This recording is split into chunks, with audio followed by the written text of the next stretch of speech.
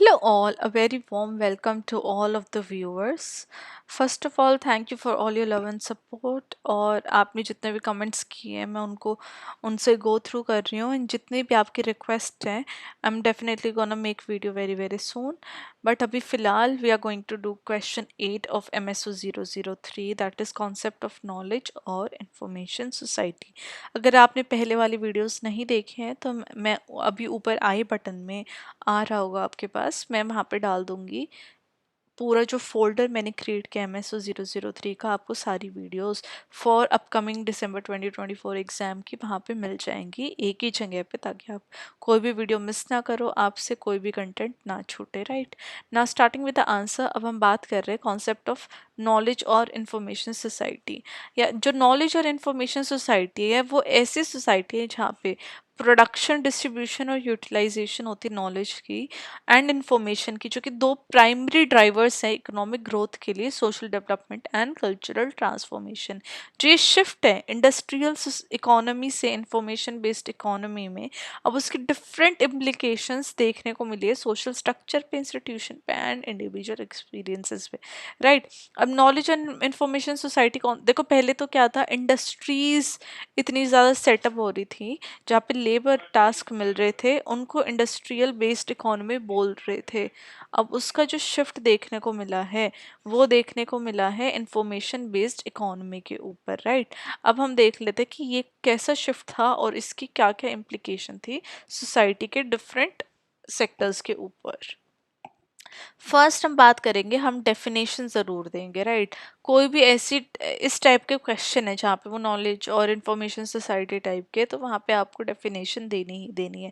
अब जो knowledge society है उसका जो सेंट्रल रोल है वो नॉलेज के ऊपर बेस्ड है. Information, communication technology, right ICT, ये सब क्या आते हैं, नॉलेज सोसाइटी के अंदर आ जाते हैं, जो कि हमारी जितनी भी सोशल लाइफ है उसको शेप करते हैं.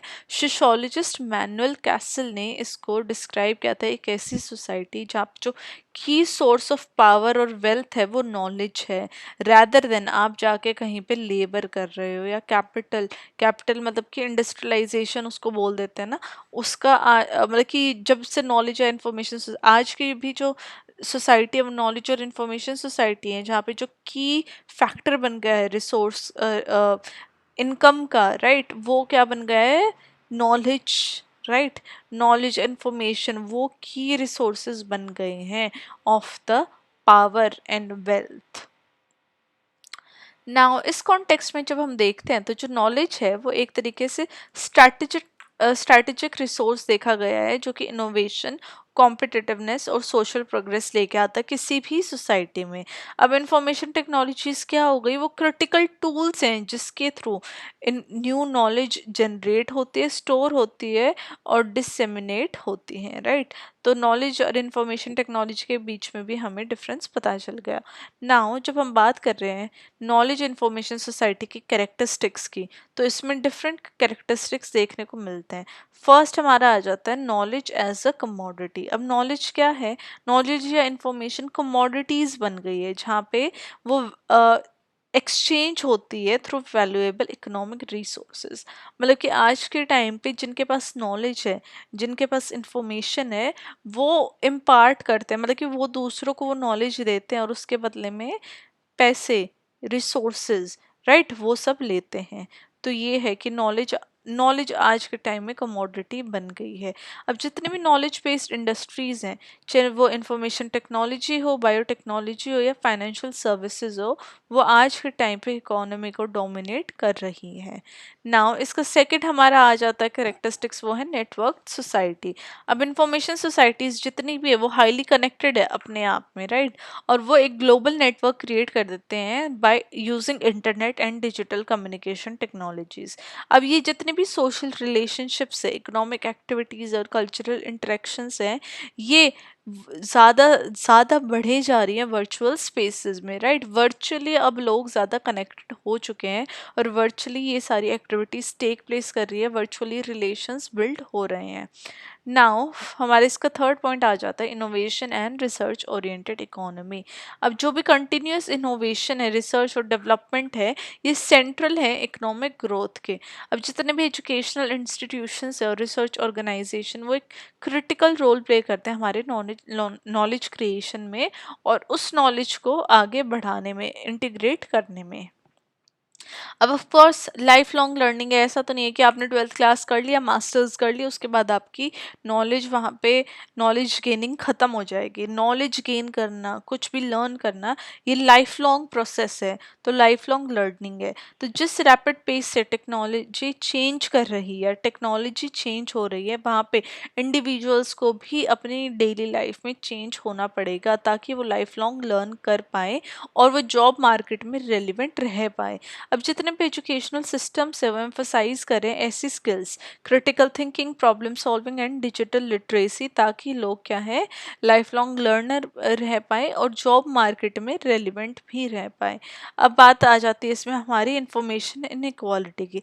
अब जितनी भी हमें एक्सेस है नॉलेज और इन्फॉर्मेशन से, वो अनइवनली डिस्ट्रीब्यूटेड है, जिसकी वजह से डिजिटल डिवाइड हो जाता है। डिजिटल डिवाइड किसके बीच में?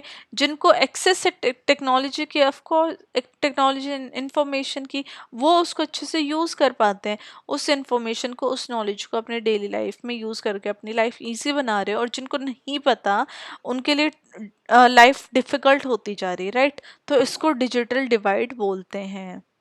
This is known as digital divide. Now हम डिफरेंट पर्सपेक्टिव की बात कर लेते हैं नॉलेज सोसाइटी। अब कुछ लोगों ने नॉलेज सोसाइटी को अच्छा भी बोला है, बुरा भी बोला है। अब वो डिफरेंट पर्सपेक्टिव्स की बात हम आगे इस सेक्शन में करेंगे। अब आप इसको अंडरलाइन कर देंगे। फर्स्ट आ जाता है हमारा फंक्शनलिस्ट पर्सपेक्टिव। अब मैंने आपको पहले भी बताया फंक्शनलिस्ट कौन होते हैं, वो हर चीज़ में पॉजिटिव देखते हैं। अब उन्होंने इसके बारे में, नॉलेज सोसाइटी के बारे में भी पॉजिटिव बोला है। अब जो फंक्शनलिस्ट है वो नॉलेज सोसाइटी को एक पॉजिटिव डेवलपमेंट की बात करते हैं, जिससे कि सोशल इंटीग्रेशन हुआ है। अब कम्युनिकेशन टेक्नोलॉजी आने से कम्युनिकेशन इम्प्रूव हुई है, राइट। लोग एक दूसरे से ज़्यादा इंटरकनेक्टेड है। इकोनॉमिक ग्रोथ हुई है, जहाँ से एक efficient use of information and technology से इकोनॉमी भी ग्रो हुई है, इकोनॉमी भी बूस्ट हुई है। सोशल मोबिलिटी, अब उससे क्या हुआ है, न्यू टेक्नोलॉजी आने से न्यू अपॉर्चुनिटीज़ आई हैं in the field of education और एम्प्लॉयमेंट, जिससे कि लोगों की सोशल मोबिलिटी, मतलब कि जिसको पहले जॉब नहीं थी उसको भी जॉब आज के टाइम पे मिल रही हैं। हावेवर हमें चैलेंजेस भी देखने चाहिए, जहाँ पे हमें सोशल इनइक्वालिटीज़ को मैनेज करना चाहिए, और जितनी भी अनइक्वल एक्सेस है नॉलेज एंड टेक्नोलॉजी का, उसको भी हटाना चाहिए। अनइक्वल एक्सेस कैसे? जो हमने भी बात की डिजिटल डिवाइड, राइट। जो ये डिवीजन आ गई है उसको भी हटाना चाहिए। अब नेक्स्ट हमारा आ जाता है कॉन्फ्लिक्ट पर्सपेक्टिव। जैसे कॉन्फ्लिक्ट आपको नाम से ही पता चल रहा है कि यहाँ पे क्या है, उनको नेगेटिव दिखा है, राइट।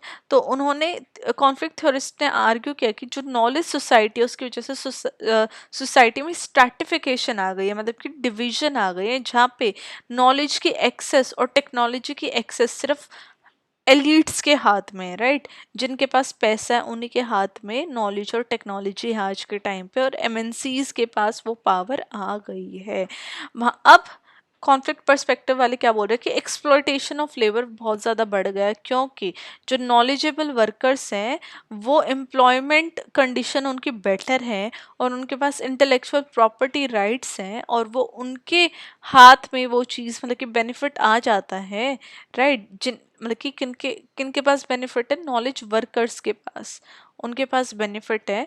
और वो किसका एक्सप्लोटेशन करते हैं, जिनको टेक्नोलॉजी की या नॉलेज, टेक्नोलॉजी या नॉलेज सोसाइटी के बारे में इंफॉर्मेशन नहीं है, वहाँ पे उनका एक्सप्लोटेशन देखने को मिलता है। नाउ इसमें आ जाता है हमारा कल्चरल इम्पेरियलिज्म एज वेल। अब वो क्या बोल रहे हैं कॉन्फ्लिक्ट पर्सपेक्टिव वाले कि जो ग्लोबल स्प्रेड है इंफॉर्मेशन टेक्नोलॉजी का, उससे क्या वेस्टर्न वैल्यूज़ और नॉर्म्स बहुत ज़्यादा आगे निकल रहे हैं, और जो लोकल कल्चरल वैल्यूज़ है उसको लोग भूलते जा रहे हैं। ऑफ कोर्स अब जो वर्ल्ड है वो अपने आप में एक बहुत छोटा यूनिट बन गई है। अब हमें पता है कि किस वर्ल्ड में क्या हो रहा है, क्या चल रहा है, क्या वैल्यूज़ है, क्या प्रैक्टिसेस है, और लोग इन्फ्लुएंस भी होते हैं वेस्टर्न कल्चर्स एंड वैल्यूज़ से, जहाँ पे लोकल कल्चर बहुत ज़्यादा पीछे छूट चुका है। तो ये कॉन्फ्लिक्ट पर्सपेक्टिव हमारा था। नाउ हमारा थर्ड पर्सपेक्टिव आ जाता है symbolic interactionist perspective. Let me underline it. Okay, ना सिंबॉलिक इंटरेक्शनिस्ट क्या बोलते हैं कि इंडिविजुअल्स कैसे इंटरेक्ट कर रहे हैं नॉलेज सोसाइटी के अंदर। अब वो बोल रहे हैं कि कंस्ट्रक्शन ऑफ आइडेंटिटीज के ऊपर ज़्यादा फोकस है इन ऑनलाइन स्पेसेस, राइट। अब सोशल मीडिया पे कैसे दिखना है, सोशल मीडिया पे अपने आप को कैसे शो करना है, और सोशल रिलेशनशिप्स के ऊपर ज़्यादा फोकस डाला जा रहा है by the coming of knowledge society या by the coming of information technology. अब ये जो नॉलेज है ये सोशली कंस्ट्रक्ट हो रही है, राइट। डिफरेंट ग्रुप्स कैसे एक दूसरे को देख रहे हैं थ्रू सोशल मीडिया। तो जो ये सोशली कंस्ट्रक्टेड नॉलेज है वो थ्रू आईसीटी ही हो रही है, थ्रू नॉलेज सोसाइटी ही हो रही है।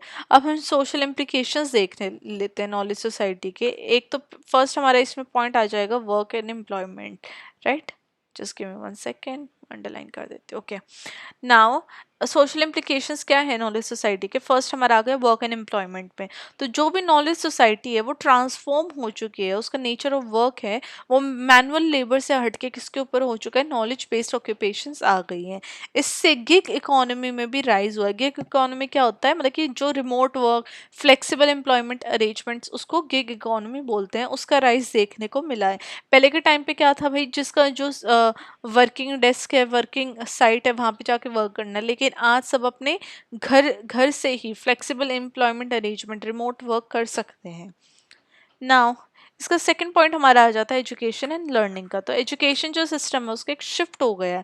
अब वो रॉट लर्निंग की जगह क्रिटिकल थिंकिंग के ऊपर ध्यान देते हैं और डिजिटल लिटरेसी के ऊपर ध्यान देते हैं। अब ज़्यादा इंक्रीज किसके ऊपर देखने को मिला, स्टेम कोर्सेज के ऊपर। स्टेम मतलब science, technology, engineering and mathematics, जो कि बहुत इंपॉर्टेंट है ताकि नॉलेज बेस्ड इकोनॉमी की जो भी डिमांड्स हैं वो इन्हीं 4 सब्जेक्ट से निकल के आती हैं, उसको मीट कर सकें। ना इसमें थर्ड पॉइंट देखने को मिला सोशल इनइक्वालिटी। अब जो डिजिटल डिवाइड की हम बात कर रहे थे उससे क्या है, डिस्पैरिटीज, डिफरेंसेस आ जाते हैं। जिसके पास इंफॉर्मेशन एक्सेस है, टेक्नोलॉजी एक्सेस है, वो बेटर कर रहे हैं, राइट। तो वो जो गुड सोशो इकोनॉमिक ग्रुप्स और रीजन और कंट्रीज है वो बेटर कर रहे हैं in the terms of technology, in the terms of accessing information and knowledge. और जिनके पास नहीं है वो पिछड़ चुके हैं अपने आप में। Now knowledge societies can exacerbate existing inequality, जहाँ पे access of education, technology and digital infrastructure equally distributed नहीं है। अब ग्लोबलाइजेशन अपने आप में क्लोजली लिंक्ड है नॉलेज सोसाइटी से, क्योंकि जो इंफॉर्मेशन और कम्युनिकेशन टेक्नोलॉजीज है वो एक फ्लो ऑफ इंफॉर्मेशन है across national borders, right. Globalisation की वजह से ये जो कनेक्शन है ये और भी ज़्यादा बड़ा है। और जो इंटरकनेक्टेडनेस है या ये क्या करता है, कल्चरल एक्सचेंज, हमें डिफरेंट कल्चर्स के बारे में नॉलेज हो रही है, और हमें अपनी कल्चरल आइडेंटिटी का जो लॉस हो रहा है उसके बारे में, उसके प्रति भी बहुत ज़्यादा कंसर्न रेज हो रही है। और अब इकोनॉमीज एक एक देश के दूसरे देश के साथ इकोनॉमी भी काफ़ी हद तक डिपेंड हो चुकी हैं through information and technology era. Now हम बात कर लेते हैं चैलेंजेस क्या देखने को मिल रहे हैं ऑफ नॉलेज एंड। अभी तो हमने सारा गुड गुड देखा, राइट, कि कैसे लाइफ इजी कर दी है और हम कल्चरल नॉलेज आ रहे हैं। बट अब चैलेंजेस की भी बात कर लेते हैं कि क्या चैलेंजेस लेके आए हैं नॉलेज या इंफॉर्मेशन सोसाइटी। जब नॉलेज सोसाइटी की हम बात करते हैं कि भाई देखो अपॉर्चुनिटीज तो ये लेके आए हैं, बट इससे सिग्निफिकेंट चैलेंजेस भी देखने को मिल रहे हैं, जो कि फर्स्ट हमारा पॉइंट आ जाता है डिजिटल डिवाइड। जब अनइक्वल एक्सेस हो जाती है इंफॉर्मेशन टेक्नोलॉजी की तो एक गैप बन जाता है। गैप किसके बीच में, जिसके पास नॉलेज इकोनॉमी की अंडरस्टैंडिंग है, उनके पास एक्सेस है, of course they are doing better, और जिनके पास नहीं है तो वो कहीं ना कहीं पिछड़ चुके हैं। तो ये एक गैप देखने को मिलता है।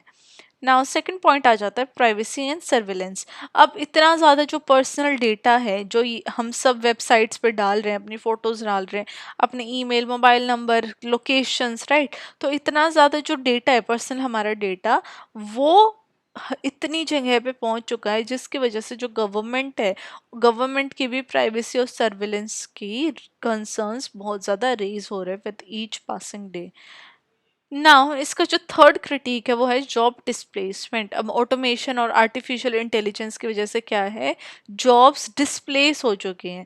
अब जो लो स्किल्ड वर्कर्स थे, अब जो हैंड जॉब्स थी, जो ह्यूमन लेबर जॉब्स थी, वो मशीन्स ने उसको रिप्लेस कर दिया है। अब जिसको मशीन्स की नॉलेज नहीं है, जो थोड़े बहुत जिनको एजुकेशन नहीं है जिनके पास, तो वो अपनी जॉब से हाथ धो चुके हैं। और जो अच्छा हाई स्किल्ड जो पर्सन है, उनको उनकी बजाय वो लोग अब उनकी जॉब्स पे रिप्लेस हो चुके हैं, राइट। तो जॉब डिस्प्लेसमेंट भी देखने को मिली है। Now information overload. अब कॉन्स्टेंटली हमें कोई इंफॉर्मेशन मिलती रहती है with each passing day, right. तो ये जो इंफॉर्मेशन ओवरलोड है, ये कॉग्निटिव ओवरलोड भी बोल देते हैं, जिसकी वजह से एक्यूरेट इंफॉर्मेशन और मिस इन्फॉर्मेशन के बीच में डिफरेंस करना बहुत मुश्किल है इन टूडेज वर्ल्ड। जैसे आपको भी पता होगा कि क्या पता क्या क्या रूमर्स चलती रहती है, और आज के टाइम पे पता ही नहीं है कि क्या एआई है और क्या रियल वर्ल्ड है, राइट। तो ये जो इतना ज़्यादा सिमिलैरिटी आ गई है, उसकी वजह से मिस इन्फॉर्मेशन मिलना बहुत ज़्यादा इजी हो गया है लोगों के लिए। नाउ लास्ट हमारा पैरा रहेगा कंक्लूजन ऑफ एनी आंसर। तो आपको कंक्लूजन लिखना है, अंडरलाइन करना है। नॉलेज और इन्फॉर्मेशन सोसाइटी क्या है, एक ऐसा सिग्निफिकेंट शिफ्ट ले आया अपने ऑर्गेनाइजेशन में, चाहे वो सोशल शिफ्ट हो, इकोनॉमिक शिफ्ट हो या कल्चरल लाइफ के ऊपर शिफ्ट हो। इसने डिफरेंट अपॉर्चुनिटीज़ प्रोवाइड की हैं नॉलेज और इन्फॉर्मेशन सोसाइटी ने, चाहे वो इनोवेशन पे हो, ग्रोथ के ऊपर हो या सोशल प्रोग्रेस के ऊपर हो। लेकिन वहीं पे काफ़ी सारी चैलेंजेस भी देखने को मिले, जहाँ पे इनइक्वालिटी आ गई है डिजिटल डिवाइड की वजह से, प्राइवेसी नहीं रही है, और कल्चरल कल्चरल होमोजेनाइजेशन हो गया, मतलब कि सारे कल्चरल्स अब एक दूसरे के अंदर मर्ज हो गए हैं। कुछ कल्चरल डिफ्रेंसिएशन देखने को नहीं मिलता है। जब हम सोशोलॉजिकल अंडरस्टैंडिंग की बात करते हैं नॉलेज सोसाइटी के, तो हम देखते हैं कि इन सब चैलेंजेस को एड्रेस करना बहुत ज़्यादा ज़रूरी हो जाता है, ताकि जितने भी जो बेनिफिट्स हैं नॉलेज और इन्फॉर्मेशन सोसाइटी के, वो एक्सेसिबल रहे हर मेंबर ऑफ सोसाइटी के लिए, राइट। मतलब कि ये ना हो कि कुछ लोग उससे बेनिफिट कर रहे हैं और कुछ लोगों के लिए वो एक बहुत ज़्यादा नेगेटिव रूप में निकल के आई है।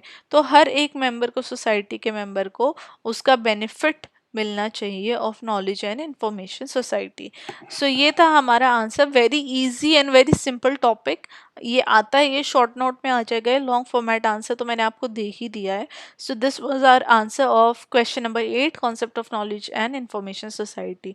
आई होप आप लोगों को ये क्वेश्चन पसंद आया होगा, और अगर कोई भी आपको कन्फ्यूजन या डाउट है इन आंसर, इन सब पॉइंट, तो आप मुझे बताना। आई विल मेक श्योर कि मैं शॉर्ट वीडियो या एक तरीके से शॉर्ट नोट टाइप आपको प्रोवाइड कर दूँ, ताकि आपके कोई भी डाउट ना रहे और सारे डाउट्स क्लियर हो जाए। Till then, study well, study hard. I will see you in my next video. And please like, share, and subscribe to my channel. Till then, bye bye.